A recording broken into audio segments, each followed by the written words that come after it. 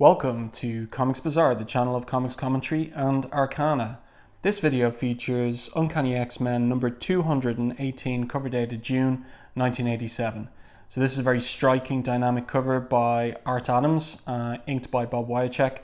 Very specific date on it, 19th of January 1987. Art Adams providing the covers at this time for classic X-Men. And we have these more or less newbie X-Men team members, Dazzler, Longshot and Psylocke here, with Rogue on top. Interesting choice of colour here for Longshot's blades green. Not really the colour of his blades, but it does pick up on Rogue's green vest. So let's open this one up because we have another remarkable art element, which is for the first time since John Romita Jr.'s departure as regular penciler back in issue 211, the series has a new regular penciler in the form of none other than Marc Silvestri. So here's his first page, and we pick up in, as the narrative captions tell us, the Rio Diablo Mountains of northern New Mexico, country that's nearly as pristine and empty today as when the first Indians saw it centuries ago. A special breed call this desert home. Even rarer are those who are happy here. Two such are Alex Summers and Lorna Dane. He's a geologist, her field's archaeology. He studies the land while she explores the history of those who walked upon it. It's a good life that's about to end as this Volkswagen camper van rounds the corner and slams them off the road into the ravine below. So this is a really interesting bit as well, because we will actually learn who was driving this van and what the situation behind their crazy driving was in more or less a year's time with Uncanny X-Men 232. So if you want to find out who's driving this van and what's going on, you can read my video review of that particular issue.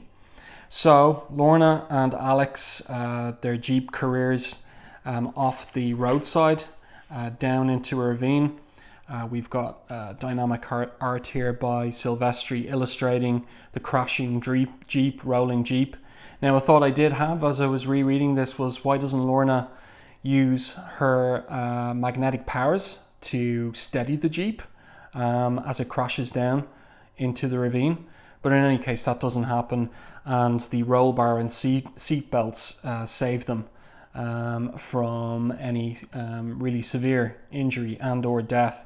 But there's a boulder knocked loose that is rolling down the ravine towards the Jeep, and Alex does use his power and sets off a plasma blast that pulverizes the boulder before it reaches them. And the narrative captions tell us, fear hones consciousness, concentration, reaction is instantaneous, as thought becomes violent reality, and raw energy rips forth from the young man's outstretched arm, vaporizing whatever it hits. Alex Summers, you see, has another name. It is Havok, and there is much more to him and his lady than meets the eye. He's a mutant, born different from most other people, possessing the power to metabolize cosmic radiation and unleash it as beams of focused plasma. It's a gift he'd usually prefer to do without. Occasionally, though, it has its uses. And what a splash page this is.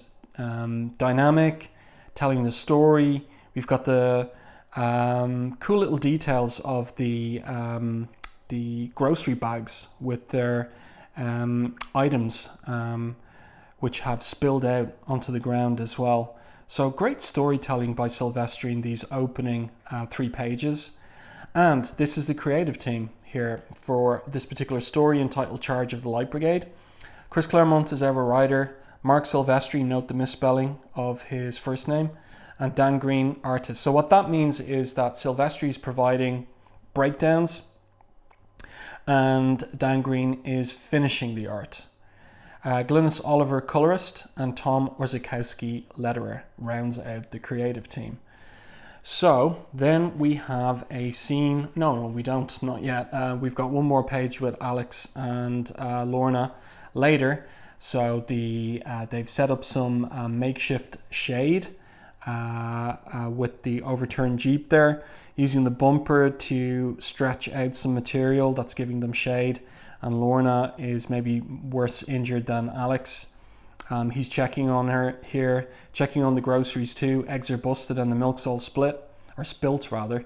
I'd wait a year or so before opening the soda and beer cans that survived. And yeah, Lorna's sore all over, but Alex kisses her better. This is a really nicely drawn panel here. A great combination of spotted blacks, indicating the shade, and then Glynis Oliver's pastel palette, indicating the washed out colors of the New Mexico mountain desert. Really, really nice stuff. Nicely rendered side of the ravine here by Dan Green. A great combination, Marc Silvestri and Dan Green, and right from the outset. So Lorna finally does use her powers to levitate the Jeep onto the roadside again. And then the next question will be, can they get the Jeep running? And yes, indeed, Alex manages to start it. And their decision then is where to go to next, whether they're going to go back home or back into town. And Alex says here as they drive away, if I get a hold of the driver before Sheriff Carson does, I may forget everything I was ever taught about being a peaceful, law-abiding citizen. And Alex, in time, will get to face off against the driver. As I said, see Uncanny X-Men 232 to 34 for the sequel to all of this. And then we switch to the end of what happened after the end of the previous issue. Somewhere else, it's Scotland. And a interesting use of black panels here, where we've got thought balloons. Where am I? What's happened to me? Can't move. This is crazy. Each breath and effort. Never felt so tired, so empty. I'll generate some light so I can see. It's Ali. So where is she? Rocks piled all over me, she thinks, in panic. My glow so faint, already fading. I can't maintain it. I've been buried alive, she thinks. And just interesting, starting with the black panel and concluding with the black panel. Great storytelling by Marc Silvestri. And more to come. So she thinks back on what happened to figure out where she is. And we just see the tear coursing down the side of her cheek. And then she thinks back to her ill-judged fight against the Juggernaut, which she lost, completely spent herself in the process. Juggernaut thought he had killed her, or she'd killed herself from overexertion at the end of the previous issue, and he buried her. But lucky for Ali, he didn't bury her in the earth or soil, but rather he piled stones above her. And that's what she figures out herself. At least I'm not really buried. The rocks are piled on top of the ground, forming a cairn. There's air to breathe through, the chinks between them. But she can't summon breath enough to cry out, can't feel her heartbeat, it's so faint, and she's alone and scared. But she won't give up, so barren's so silent, she's got to start from scratch here. And indeed, she hears the skitching sound of a bug crawling on the stones. And that is her first moment of hope, because the sound, blessed sound, wonderful sound, as she thinks, so slight, so welcome, it makes her stronger, because that's Ali's power to convert sound into light. And then we have this wonderful page by Marc Silvestri here. We've got 12 panels, and we have a back and forth between all of these ambient sounds, the sound of the field mouse, rendered wonderfully by Tom Orzechowski's letters, fush, fash, fush, fash, fush, as it makes its way through the grass, the highland grass. There's the swoosh of the wind, there's the scree of an eagle, there's the gurgle, plop, gurgle, gurgle of a stream, and she's using all those ambient sounds to reinvigorate herself and her power. And just at that moment, Dazzler appears in the form of her butterfly, the butterfly manifestation of her telepathic contact with the X-Men. And Dazzler and Psylocke says, I sense your thoughts, but not your location. So Ali says she'll transmute the sound energy she absorbed into light and send up a flare, which she does, but she passes out from the effort. And again, we've got a black panel to conclude the page. Wonderful combination of all the creative team here. Claremont holding back in terms of narrative captions. We've got wonderful storytelling by Marc Silvestri, inking by Dan Green, the lettering by Orzechowski, and the beautiful color palette, pastel color palette by Glynis Oliver. What a combination. So this is a team that will run and run for the next 3 years, but they're off to a powerful start with this first issue. So let's continue with the story. So Ali passes out, but the X-Men do indeed find her and remove the stones from above her, and so she's back in the light and she's alive. And Longshot's delighted there. And Rogue stands apart because, of course, as we saw in the previous issue, there's some tension between Dazzler and Rogue on account of their history when Rogue was a villain and battles they had in the past. So Rogue stands apart. And Longshot invites her in his kind of naive, sanguine, cheerful manner to join them for a group hug. But Rogue explains, "I'm always with you, Sugar, in spirit, if not in flesh. But I gotta be careful. If my bare flesh touches yours or anyone's, I'll steal your powers and psyche, maybe forever," as she sends this rock right out of the stratosphere, burning up there. So it's time for them to go back to town, perhaps. Psylocke's concerned about Allison, whether she's recovered enough to walk, but she insists she's fine. And Longshot is confused. "Why won't you let us help you? Why are you so sad?" And her response is, "Because I don't belong, not really, not among you X-Men. I'm not in your league. I'm a liability. You heroes are better off without." But Rogue is not going to agree with her. What a crock. The Dazzler who fought me to a standstill more than once had way more gumption than this. You think none of us has ever screwed up? Be real, girl. We're none of us perfect. We all have a lot to learn.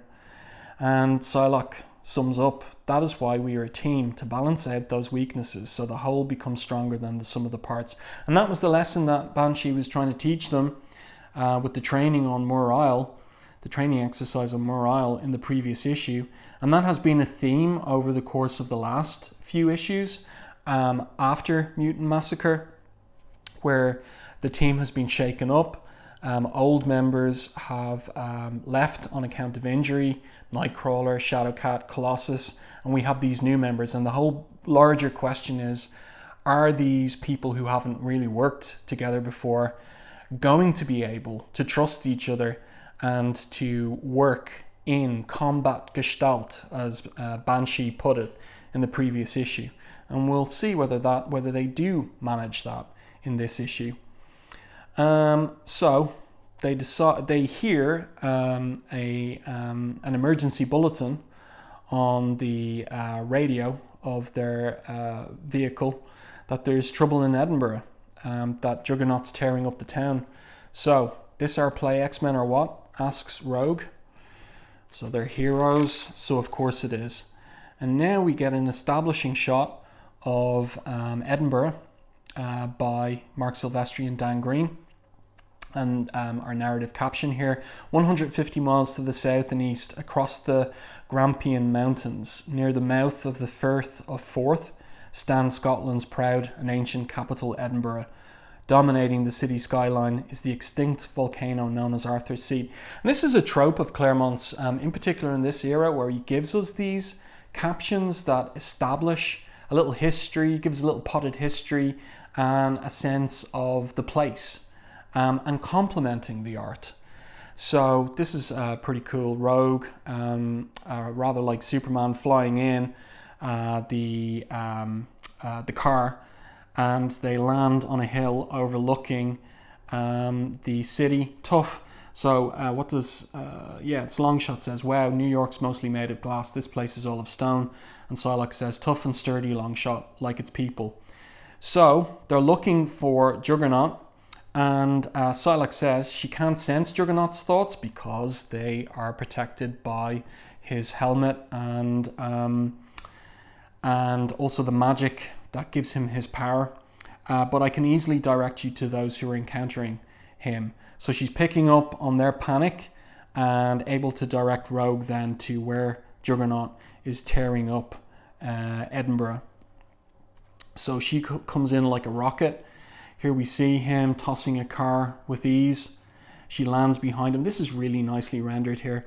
Lands behind him here. You can imagine her alighting just right behind him. Pulls back for a punch and boom, knocks him as he turns around in the face. And this is an interesting device of Orzechowski rendering the panel border as a sound effect. And we saw him do that in issue 216. And we'll see him do it quite a few more times with Silvestri in particular. So Rogue is quite impressed with her punch, and some of the bystanders noting that the shockwave of that punch shattered every window on the street. So how well did she do against Juggernaut? He's still standing. That's what he does. And he slaps her right towards the castle on the hill. And this is pretty comical as we hear her exclamation, ow, ow, ow, all the way as she breaks through the wall of the castle on the hill. And she lands elsewhere on the other side of the hill in Edinburgh, right outside a fantasy fiction bookstore, Dark Carnival. And I wonder, was that a real place that maybe Claremont visited and maybe did a signing in Scotland? If anyone in the comments knows, let us all know. And then Psylocke takes her turn. Now, is this wise, going up against Juggernaut in a truck? Not really. And here we see her dazed at the wheel and his huge hand smashing the window and making a grab for her throat. But she psychoblasts him, and it has some effect, not 100%. Nice try, X-Man, he says, but that's the only shot you're going to get. And then we have the arrival of Longshot, who throws some of his blades at Juggernaut, right at the point of connection of his helmet to the rest of his armor, and that will come into play a little later. And Longshot, very nonchalant, what's the word? Just blanking on this at the moment. Introducing himself to Juggernaut, who's never met him before, and Juggernaut tells him, "You're history, chump. You figure those little knives can do me any damage? You never know, anything's possible." And that is Longshot's mutant power, his luck power.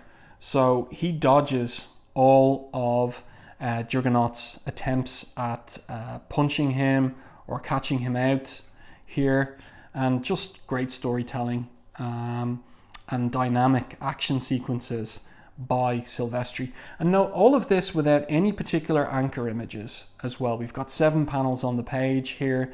We've got 8 panels on this page.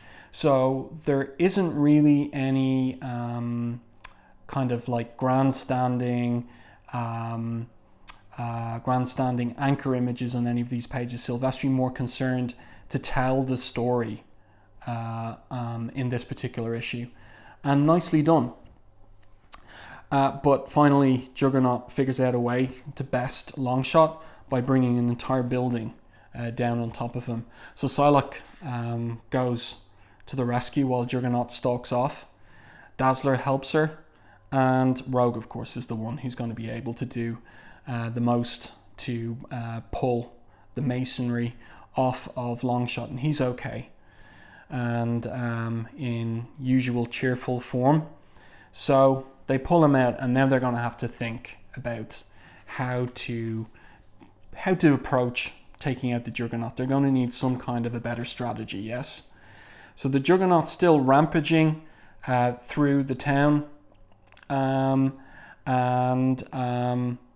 we have Longshot going in for the attack again, distracting Juggernaut, and then we have Rogue bouncing around his chest and kissing him, on the lips, something she's done before, as the narrative caption points out. And Anno Senti notes it was back in Marvel Team Up number 150. And then just an interesting little detail here in the art, and this just again shows how important the storytelling is to Silvestri. We have Rogue absorbing Juggernaut's power and psyche as much as she can do, and insofar as she's absorbing his power, look at his muscles shrinking, his arm going back to a more normal size, and the armored bands around his biceps slipping down onto his onto his forearm and even over his wrist there. So really nice storytelling detail in the art from Silvestri. This is a real Superman pose here by Rogue. She gets the helmet off because it was loosened by Longshot and his blades, and then she throws Juggernaut minus the helmet down onto a set of train tracks. So there he is landing, and he's kind of knocked out, and there's a train on the way. So she thinks that she's going to have to get him out of the way, and creates a huge crater in the effort. So she thinks here, we need a deserted place for this fight where no bystanders will be endangered. Appears this train line is it, but there's a train coming. She hasn't seen that. So she's going to have to think fast, and Juggernaut has recovered. Also his strength, you can see his muscles are back. And so she pulls Longshot out of the crater and sends him onto the train to help the passengers best he can. Maybe his wild look, power, keep him alive and unhurt. So good thinking, you know, thinking like a team now at this point. But the rest is up to her to stop the train. So is she going to be able to manage that? Then we're back in the crater with Juggernaut, and we have Dazzler and Psylocke sliding down to attack him. Dazzler using her power again, and Rogue doing her utmost to stop the train on the tracks, but it ain't slowing as she thinks. And then, you know, Dazzler taking a look up at Rogue, attempting to stop the train, and she has some thoughts here. But if the X-Men don't deal with him, with Juggernaut, who will? How many will suffer because we punked out? Easy to call myself X-Man and hero, now I have to prove it. So she goes back down to help Psylocke, even if it means that she could die. She leaps down onto the back of Juggernaut's neck, and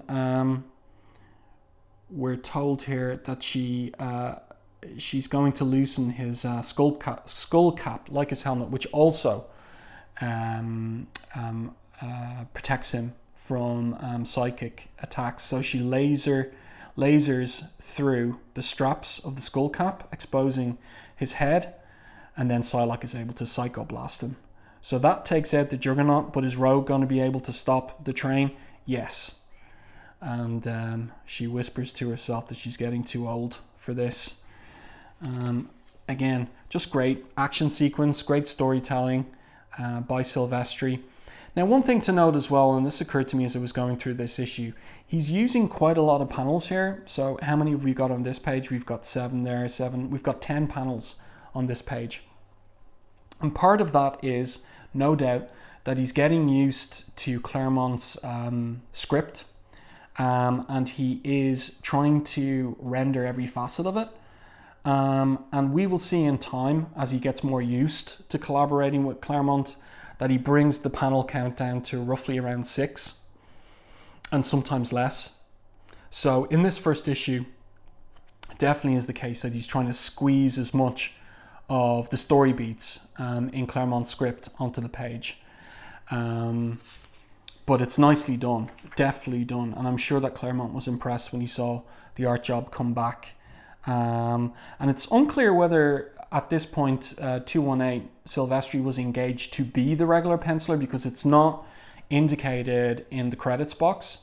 But my feeling is that this art job that he turned in probably sealed the deal in terms of an offer being made to him to be regular penciler, because it's such an amazing job he does on his first issue.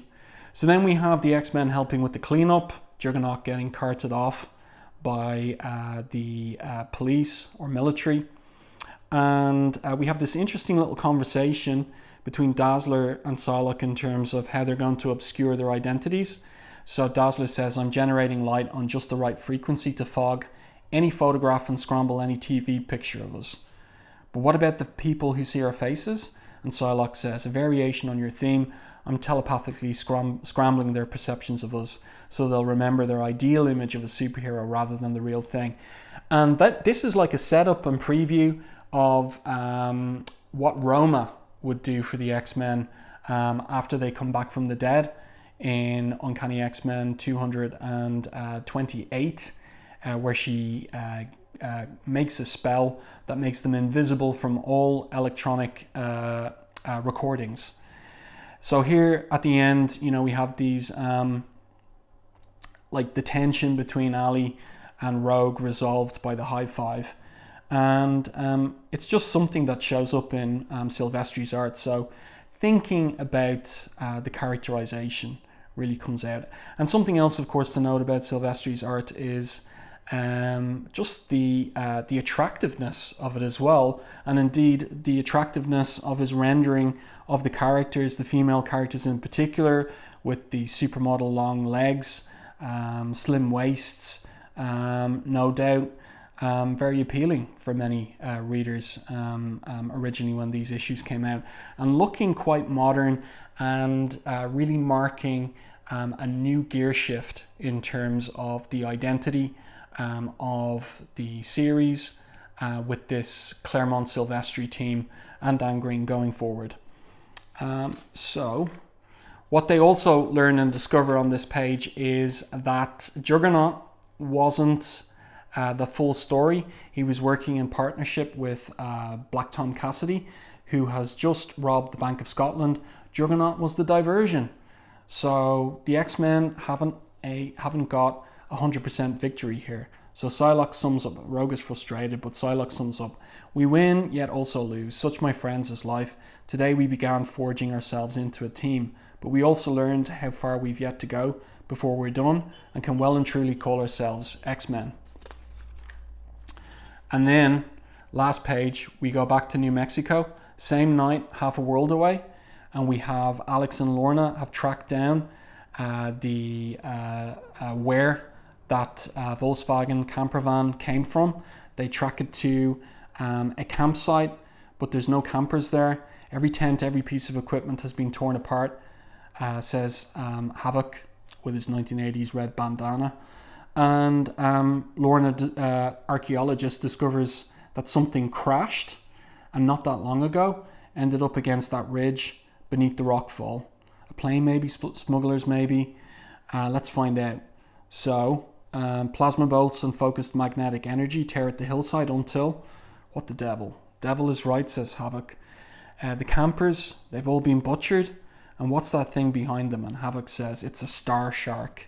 I recognize it from pictures back at Xavier's school, the living attack craft used by the Brood. And he says, if it's here, that means one of those murdering aliens is loose on Earth. And he says to Lorna, if that one's a brood queen, if she lays her eggs, if they hatch, the human race is doomed. So as I said, we wouldn't see the upshot of that storyline until issues 232 to 34. So really, really a long setup by Claremont for the continuation of this particular plot point. So I do hope that you enjoyed this review and commentary on Uncanny X-Men 218. If you did, please like the video on YouTube. If you haven't done so already, subscribe to the channel and stay tuned for more content like this.